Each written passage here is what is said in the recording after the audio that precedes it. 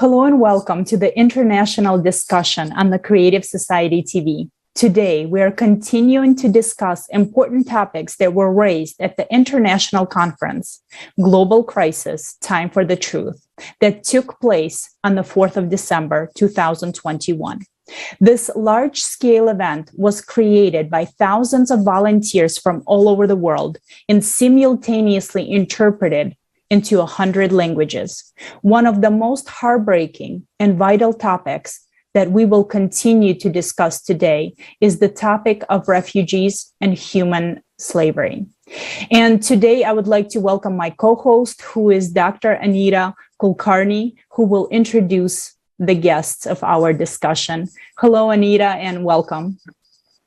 Hello, thank you, Olga. Good evening to all. It is a pleasure to be here today, and I would like to welcome our guest, Holly Imori, certified and leading age emotional awareness educator, professional wellness coach, podcaster, speaker from USA, Andrea Van, creator of One Humanity, One Part from Spain, Dr. Somveer Samik, professor, human resource trainer, faculty of management at Gurgaon University, India. Welcome on. Yeah. Yes, and we are happy for everyone to join us today. And thank you that you are not indifferent to the topic of refugees, which we'll be discussing today. And I just want to share with our viewers who have not yet watched the conference on December 4th, the volunteers of the Creative Society Project made a documentary which premiered for the first time at the conference on the 4th of December. And it was on the topic of refugees, human trafficking, and human slavery. And right now, for our viewers who have not yet watched it, we're going to show a 5-minute clip, just a short version of that documentary.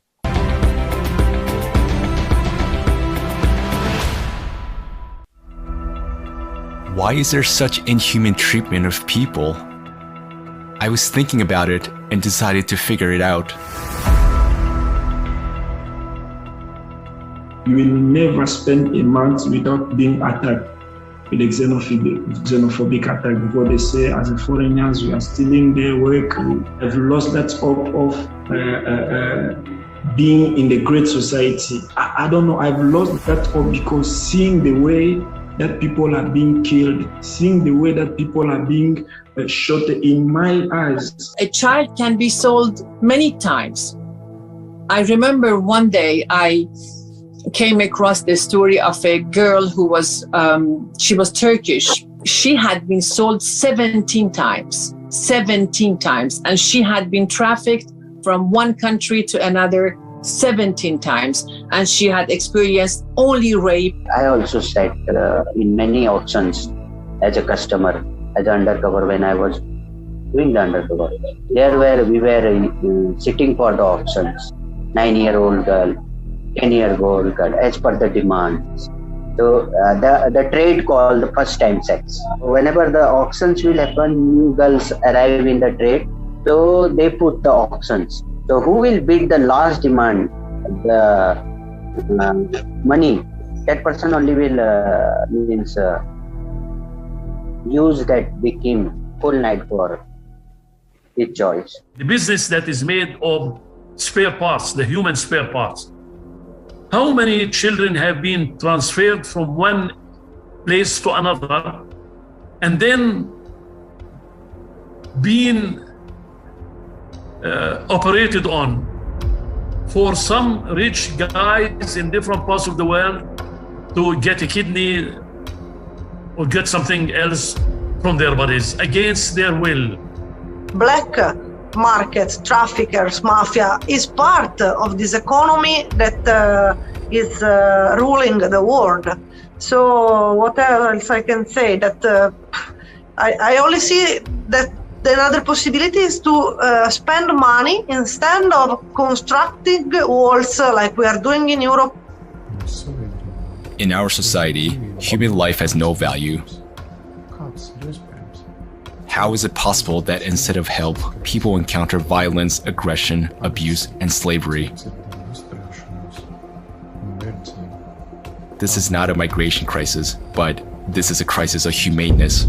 people, by looking at the existing legal frame, will not ever be entitled asking for protection. Because you will ask them which country you're coming from, they will say there is no country.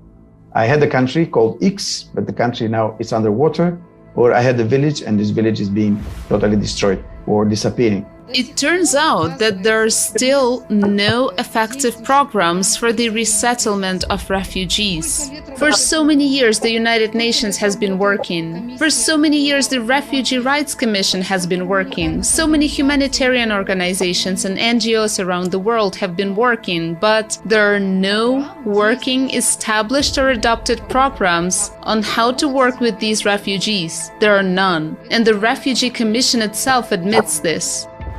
Now refugees are forced to leave their homes. They face condemnation and cruelty. They are left alone with their misfortune because of the consumerist format of society. Tomorrow's climate catastrophes could be upon us as well. Answer yourself honestly.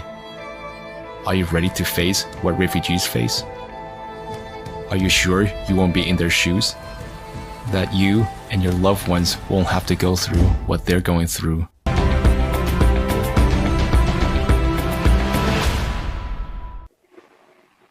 And that was only a 5-minute clip from the whole documentary that was aired on December 4th at the conference. And we already see the sad truth of what's truly happening worldwide. And this is a worldwide problem that we noticed from interviewing different people from around the world. And now let's move into our discussion as well. Holly, we know that you've watched the documentary itself, and maybe you can tell us what was most shocking for you and what was your initial reaction. Maybe there was something that was new to you that you found. Maybe you can just share. I don't know that it was, and thank you very much, by the way. Hi. I don't know that it was that much of a shock to me. I think the more shocking aspect is the level of unawareness on a global level. And the level of, or the lack of education on a fundamental level that this is going on, a strategic plan to help shift what we're seeing. We have a global responsibility as humans to, support and care for one another. And I think on a core level, there's an education, he said, is missing around the globe. And I think once we spread education to the individuals that need it the most, we'll start to see a shift. I work with children that have wound up in the foster care system for various reasons. And I think, honestly, from a heart-centered place, I think when the adults fail the children do not have any other option. So they start to we see a lot of these people coming out of abusive situations. They basically do not know that they have human rights. There's just not that, we're not taught that. So once people are given the opportunity or the information, they do have value, then they can start to advocate. Not only we can advocate for others, but we can also advocate for ourselves. So I see this in the community of children that wind up on the streets because their families have failed them. But it's a problem that's existed for a very long time. So yeah.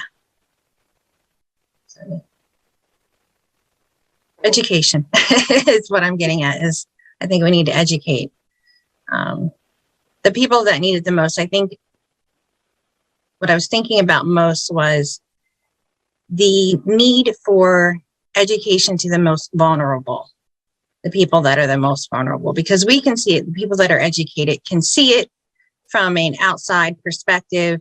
But when you're in it and you don't have the education, then that increases your level of vulnerability. So I think education. Thank you, Holly, for your valuable sharing.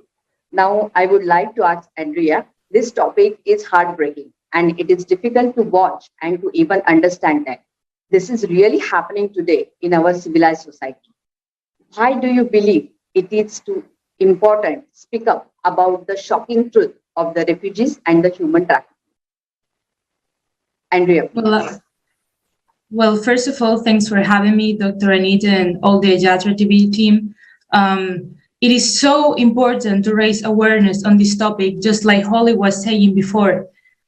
You have just said that we live in a civilized society. We are in the 21st century. 21st century, not in a single country slavery is legal, but yet more than 40 million people in 48 different countries are victims of slavery. 40 million people, from which the 71% of the total number of victims are women or children. There are 25 million victims of workforce, and almost 30% are children. We're talking about a civilized society, but yet I can tell you from recent statistics that the 40%, almost the half of the world population, don't have any access to education at all. We are talking that 40% of the people of this planet don't know how to read or how to write. They don't have any kind of resources. If we don't talk about such an international global problem that are the refugees, that we're talking about a human crisis, because refugees are humans. Sometimes people treat refugees like they were trash or in such an inhuman way that I think that we are not giving this topic the importance it has. The only way we can find a solution if we will face a problem and talk about it. And just like the Asian saying goes, if you are not part of the solution, you are part of the problem. If you are ignoring this situation, you are contributing to this situation. It has come to a way that, people from Europe and the first world countries have become insensitive to this topic because we believe that it doesn't affect us. We believe that we are so comfortable in our tiny little bubble that the only moment when people notice refugees, it's when they start hearing on the news that this is affecting our economy. Oh no, refugees are gonna harm the economy of my country. What a big problem. The way I see humans, and the reason why I created a global social movement that it's called One Humanity, One World, it's because I believe that we are just one human race, independent of your color of your skin, your culture, your language, your religion, beliefs, backgrounds. We are one human race. We are one humanity. And if we behave like one human family and we really cared as a whole, we wouldn't be indifferent of what is happening in the other side of the world, in other countries. We wouldn't be so insensitive. And that's because people haven't, especially the media, haven't worried to raise the awareness that is necessary for people to actually think about that those people that are suffering, that they are running away from their country because they are running away. They are not leaving their countries because they will love to. No, they have lost their families. They have lost their homes. They don't have nothing to do. They don't even have an identity any longer. They are running away. And we are not giving it the importance. We're treating it like it does affect us. It does affect us in a deeper way than just our economy. Until every single human being on this planet is free, freedom will not exist on Earth. So as long as one single soul remains as a victim on this planet, world peace will never be achieved. And I'm an advocate for human rights, and I'm always saying in a very optimistic tone that world peace is possible if we believe and if we care. Only then we can take actions like this. So answering to your question, that's why I believe it's so important to bring up this topic and have these kinds of conversation as we're having today. Thank you. Thank you so much, Andrea. Thank you, Holly. I agree. And, even while interviewing the people, the refugees, interviewing people that work with refugees and with human trafficking victims, it's heartbreaking hearing those stories. It's absolutely heartbreaking to see what kind of world we live in today. And we understand in it, but the understanding is there that we need to see this global problem, because if we do not see the problem, we're not going to get to the solution. And it's so important today to talk about these topics and not to put our head in the sand. And also, Dr. Samir, if you can say also, what is your feedback on the refugee crisis? And maybe you have witnessed yourself climate refugees because of climate change. Maybe there was some climate change refugees, maybe in India even.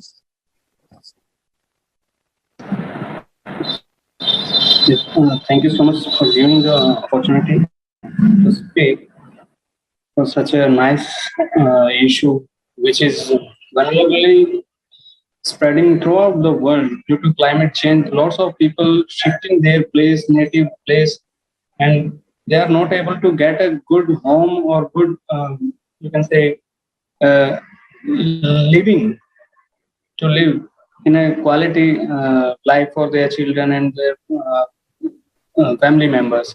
So due to political instability, somewhere people become refugees, somewhere due to the climate issues. So generally we can see the challenges in 21st century, the climate change rapidly becoming a major part for the citizens of different countries. It might be southern countries or eastern countries. They are shifting their native place. So we need to get some awareness throughout the world about the climatic change. Rivers getting polluted, our forest area burning drastically. Last year we have seen the lots of incidents about the burning forest in different parts of the world. So it is a major issue for the humanity to survive. We need to protect our world. We need to protect, or you can say, make a better climate to live. Plant more trees, clean our rivers, protect our species.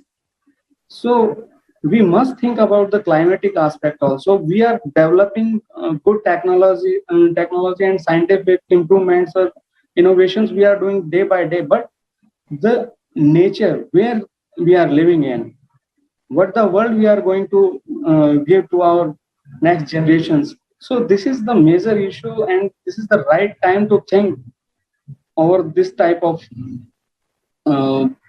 mega issues, we must say. Thank you, Dr. Samir, for your valuable sharing. It's true, we need to develop a good technology to overcome the climatic crisis. Today we see that human life is not worth anything in the consumer society that we live in. We buy and sell not only things, but also people. Humans become a way to make a profit. And this is becoming a norm today. I have a question for our guest. In your opinion, can we solve the problem of refugees in the current consumer format of the society? To solve the problem, I think we need to shift people's perspectives. I'm going to piggyback kind of on what Andrea said about how the media portrays refugees, and we get this information, and this information is received in a way that this is going to impact us in a negative way. And I don't think that when you are supporting another human being in a time of, trouble, in a time where things are devastating, that can ever have a negative impact. I think we have to be willing to make sacrifices for one another, be willing to compromise so that our brothers and our sisters are safe and cared for and well. When we love one another and we treat each other as human beings and we value each other as human beings, the value just amplifies globally. The benefits are long term. We have to look at the long term. Maybe we might be uncomfortable for a little bit, but I don't really see that because it's not really impacting us. We have this perspective that we're going to be impacted in the negative way, but I don't know that connecting with another human being, I don't know another soul that I encounter, look at us here today. We're connecting and we're talking about solutions for humanity and having compassion and empathy, and that has a huge benefit. It's a benefit that has a ripple effect that definitely impacts us all. It affects us all in a positive way. So I think, when we have the media that's, portraying this fear, this mass media of like, okay, well, I think the planet's big enough. I think we have a big enough planet. There's plenty of land. We're not going to run out of room anytime soon, that we can make way for each other and we can support each other and we can start to educate. It's an opportunity. I think we have to look at it on a global scale, less as something that is detrimental. There's always an opportunity for growth, for healing, to have expanded compassion. So we absolutely can. We just have to shift our perspective. I mean, I think I've also, I do some work with a boutique nonprofit disaster relief here in the Atlanta area. And the one thing that I learned is that whenever you have, we're in this crisis, this humanitarian crisis, not just refugees, not just, pandemics and things like that. We're on a spiritual crisis. And we didn't get here overnight. And there is a long-term, we need a long-term plan.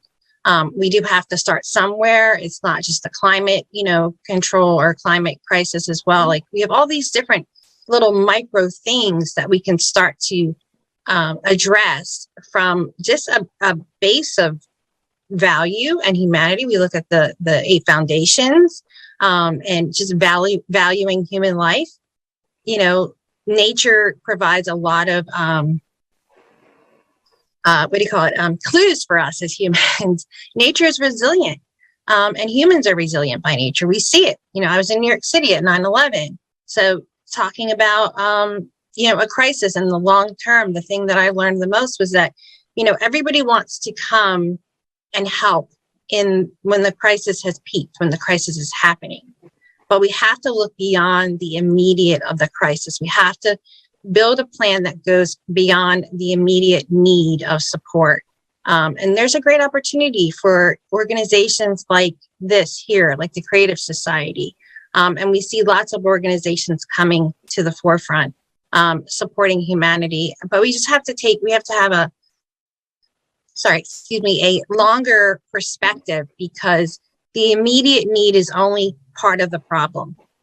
We have to look at the long-term solutions. If somebody has you lose all of your stuff in a earthquake or a fire or whatever the case may be, and you lose all of your documentation, there's a long process that goes with that, besides the immediate needs of getting shelter and food and clothing and all of those things. You have to literally rebuild your life.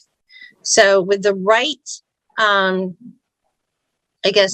attention and awareness and education, we absolutely can solve these. And I don't want to say it's a crisis. I think it's an opportunity. I think we're in a very unique place as human beings. We're evolving, and we just have a massive opportunity to come together. And like Andrea said, we are one humanity, and to be able to support one another and to go beyond these invisible boundaries that we create of race and religion and gender and economic and all these other things. And it's just an amazing opportunity from where I sit. So, yeah. Can I say something according to what Holly said? Absolutely. Also, the fake frontiers of the countries. The famous Imagine song, "What if there were no countries?" If we were living on a Pangea, this wouldn't be my country. That wouldn't be your portion of the line. We will all be learning to share. And I love the fact that you have bring a positive vision over it, because only from a positive perspective, we can bring positive solutions instead of just focusing on complaining about the problem. So it's very important what you have done, Holly, to put us on that positive aspect. And I believe that this crisis have a solution, And as Holly said, if we're looking at the long term and not just what is bothering us at this moment, there's a Chinese saying that says that only one grain of rice can change the balance of these balance machines. Sorry, my Spanish made me forget the name of what the balance actually his name was. But if only one little grain of rice can change the balance, that means that the action, thoughts, and words of one human being can affect the entire result on this world.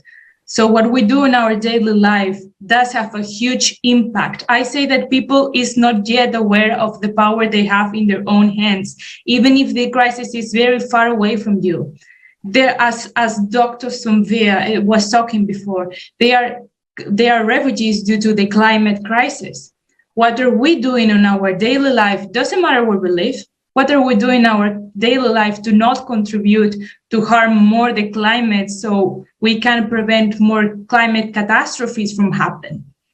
You don't necessarily, because many people tell me, well, I cannot fly to India or I cannot fly to Africa and help there because I can barely help myself.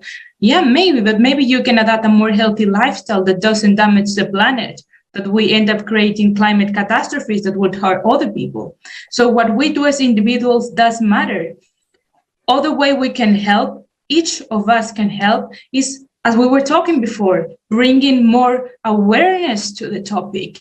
I work with other organizations and NGOs. One of those is working right now on a refugee camp in Turkey, on the refugee camps of the Syrian refugees. And, we work together to bring education to those children. But I was having a conversation with her and she was telling me, Andrea, these kids on the refugee camps have literally no food, no water, no resources. Am I supposed to teach them how to read if they are starving? People are not aware of that. We come here and the conditions are nefasting, terrible. There's not even a way to describe it. Yet we can make that public. We can show the world, do you see how people is actually living in? They have done nothing to deserve to live that situation. And we have the opportunity to bring that awareness to the rest of the world, because maybe the positive side of this global crisis is that people that is very comfortable on their tiny little bubble, if we make them face a problem, they are forced to say, maybe this shouldn't be happening. Maybe we are the ones that are allowing this to happen. Maybe we can actually do something about it instead of just ignore the problem and pretend that it's somebody else's problem. Because I'm telling you, if that was your mother, your children, your sister, you wouldn't be indifferent. You wouldn't be able to sleep at night. You would care more about the planet. You would care more about every tiny aspect. And again, if we are not giving that importance, it's because we have no access to education.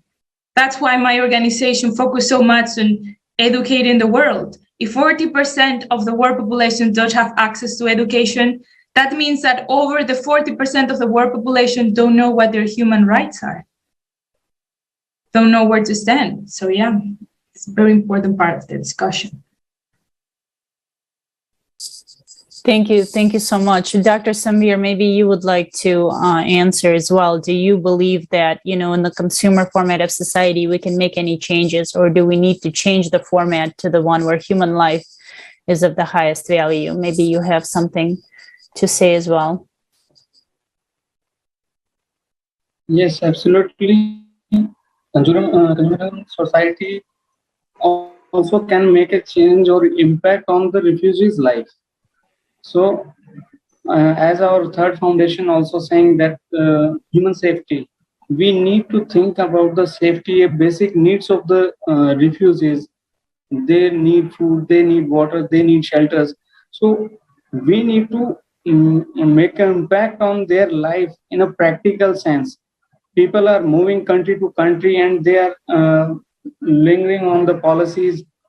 In 1951, United Nations made a policy for the refugees' safety. But in today's scenario, we are not able to see the impact of that policy, that refugee getting a basic infrastructure to live. Their children are not getting education. They are having zero schooling. So their children also have the right of education. If in any emergency situation, they are shifting from their native place and they are not supposed to getting a behavior from other part, like it may be governmental part or societal part. They are not ready to adopt as a refugees.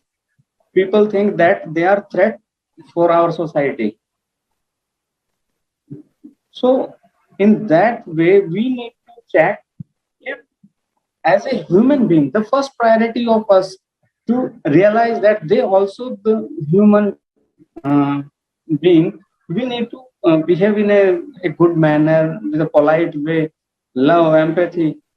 They can sense everything. Even a kid, when we ask to give a love, or can say kisses or hug to any, just a single 5-year kid, so he can feel the love. He never know that who is the person who is giving me love or bread and butter, shelter. So be human being, be empathic. So as ma'am said, the basic crisis is human crisis. Intellectual humanity is declining day by day. So this type of feeling we need to generate through our education system, through our policy, government, bureaucrats. This is the main necessity. If nobody want to be refugee by their willness, they are forcefully converting this side. Like in India, Rohingyas is a big issue. Last year, we faced the challenges by refugees in Afghanistan, Myanmar.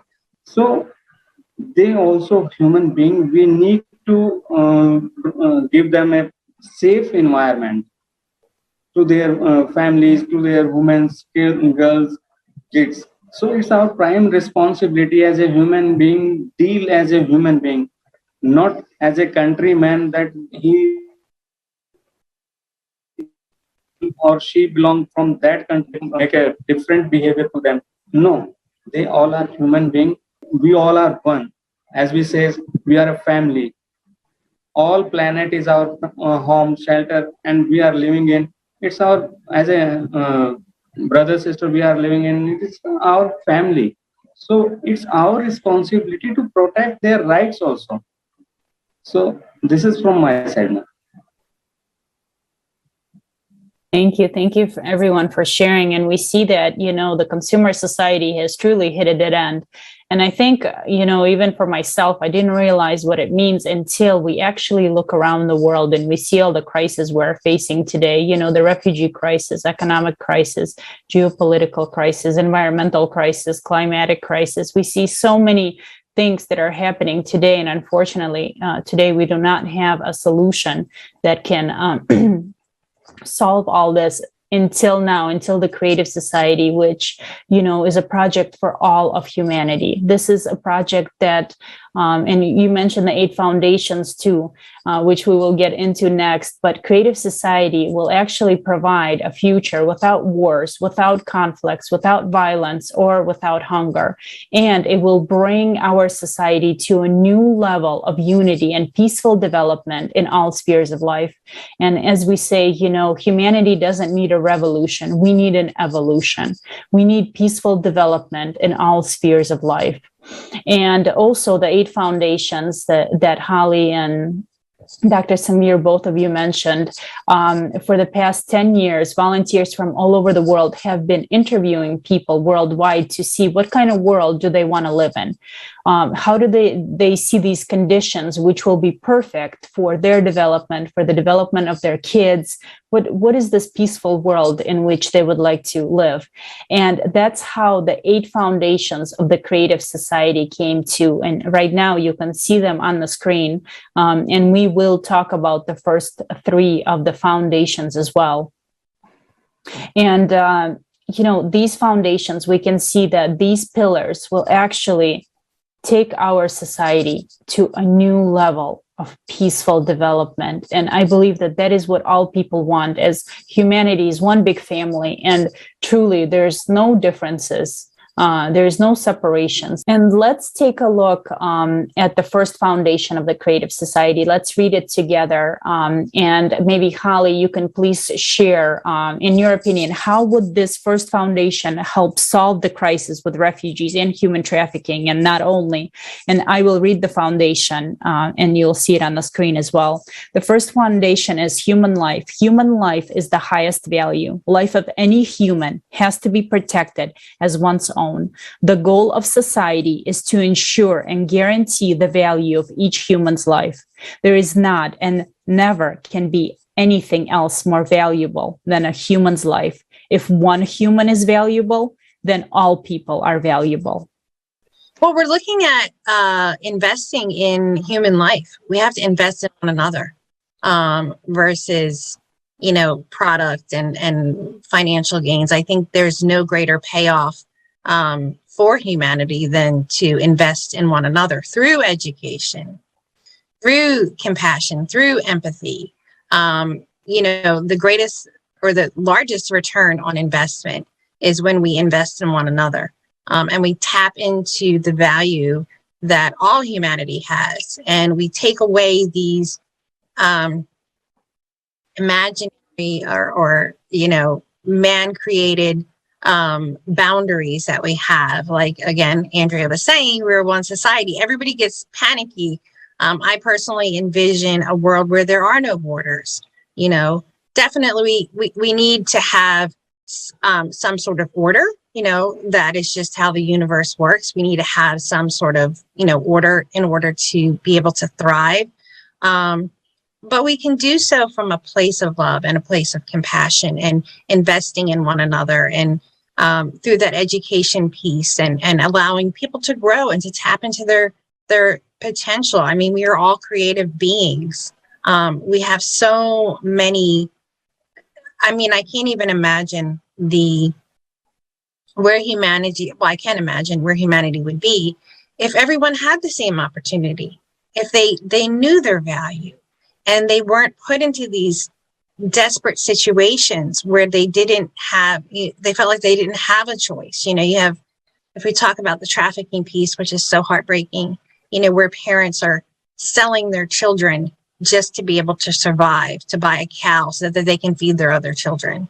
These are uneducated people. They're our most vulnerable section of society globally.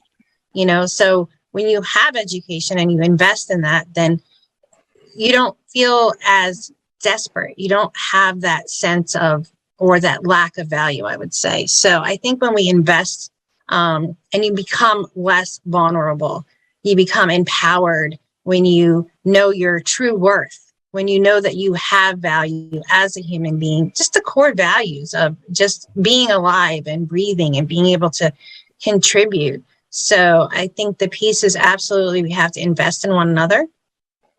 We have to enable people to be able to know their worth and advocate for themselves, their own well-being. We can look out for them as well. We have to, teach them that, the saying that goes, you can teach them, you can either give a man a fish and he'll eat for a day or a week, give him enough fish, but you can teach them. You can teach people how to fish for themselves.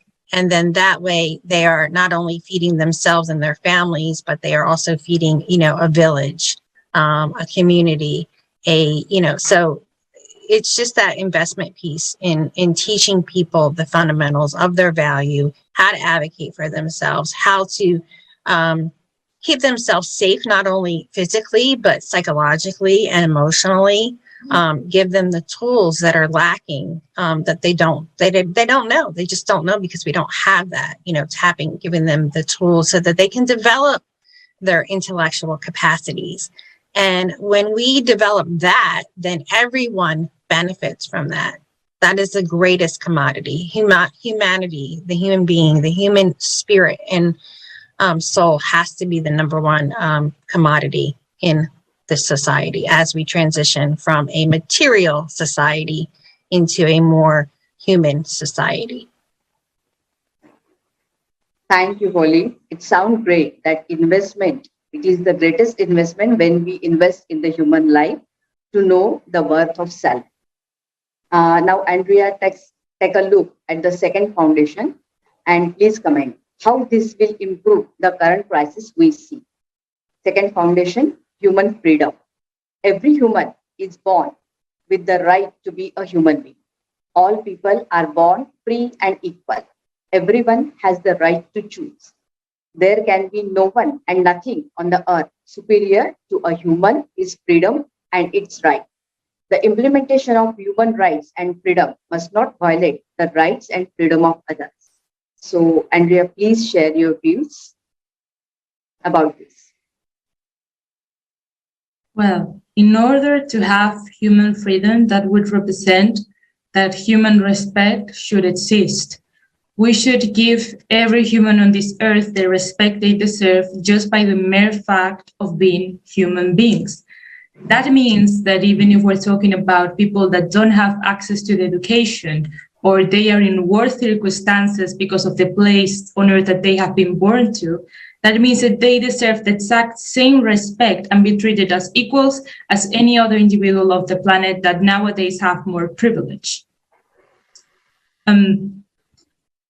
That is to say, since as the statement that you just read, every human being is born as an equal, that shows us that no baby on this planet is born being racist.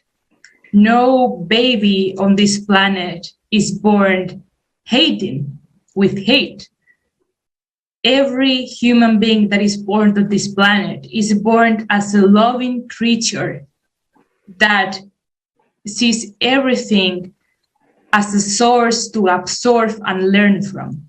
That means that things like hate, racism, division, those are things that children learn as they are growing up, because their family teach them that, because society teach them that, because children ultimately only absorb what is in their environment.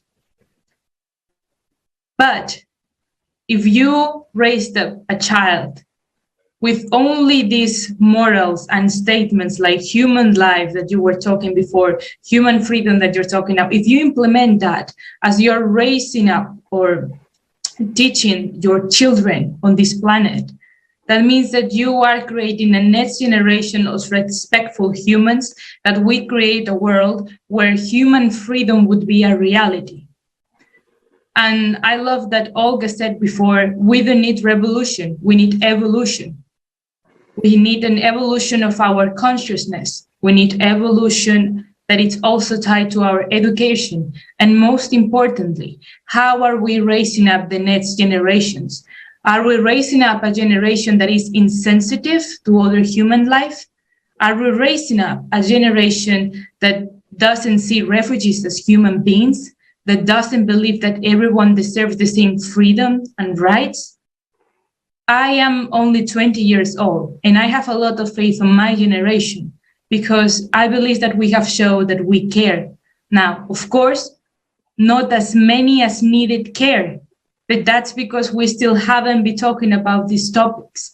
That's why it's so important for my generation to keep in mind how it's going to be the generation of the future. What children are we gonna be raising up on this world? Because it all depends on us. What we are doing at our home, with our family, with our siblings, parents, the way we treat the people we love the most, it's more important than what your government is doing. It is, because in the future, that is not so far away as it seems, the destiny of humanity, you would realize that it has always been on your hands. And, you know, I was talking to a colleague of mine. It is estimated that in 2040, you know, in 2040, we're talking only like in 20 years, there will be no fish in the sea. That means that my children won't know what a fish is. Most of the 80% of wildlife will be extincted. That means that the butterflies I'm seeing today will no longer be in the future. What kind of world are we living for the future generations? What kind of legacy is your generation creating? What are you doing about it? Only if we ask ourselves these questions, we will believe in a world where human freedom is possible. Thank you. Thank you so much. Thank you, Andrea. Thank you, Holly. And then Dr. Samveer, you've already mentioned the third foundation of the Creative Society, but let's also, I'm going to read it, and then maybe you can also comment how can improve the living conditions for all if we implement all the foundations, including this one.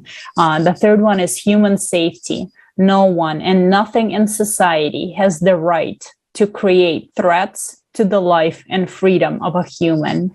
Every human is guaranteed free provision of essential life necessities, including food, housing, medical care, education, and full social security. Scientific, industrial, and technological activities of the society should be aimed exclusively at improving the quality of human life. Guaranteed economic stability, no inflation and crisis, stable and same prices around the world, a single monetary unit and a fixed minimum taxation or no tax. The security of human and society from any kind of threats is ensured by a unified global service that deals with emergency situations. What are your thoughts on that, Dr. Samveer? Yeah, human safety is the basic necessity to live in a society. And when we talk about refugees, they needed most this thing. Because when they shifted into another country, the currency changes, climate changes, religious cultural changes, they face at every step in that particular country when they become refugees. So it is the basic need to get the primary safety about the education of their children, about the job. If somebody is becoming refugee and under very worse circumstances, people become refugees. So they must be talented person. They are the citizen of another country. And under the different circumstances, they have to change the native place. So they also have talents. They need job security. We must create job security for that refugees. Those are talented and those who can make a good impact on the society in different countries. So human safety in part of economic safety, like at all level, all refugees will get a same price throughout the world with same currency. We doesn't need to, you can say, compare currency to currency. So under the poor situation or circumstances, they become refugees. It's our responsibility to adopt them and provide a right kind of atmosphere to live and bringing up their kids in a nice manner. They never want to depend on the different countries and you can say different NGOs, government. They can become sustainable, you can say suitable citizen for that particular country as a refugee. So they can be productive if we treat them as a resource, if we treat as a human being, positive manner. So we need to make a good atmosphere, right culture, adopt them with love and care. It's they are like our brother and sister. We need to club into our society. So many people think the different parts. Every day they shifted their native places.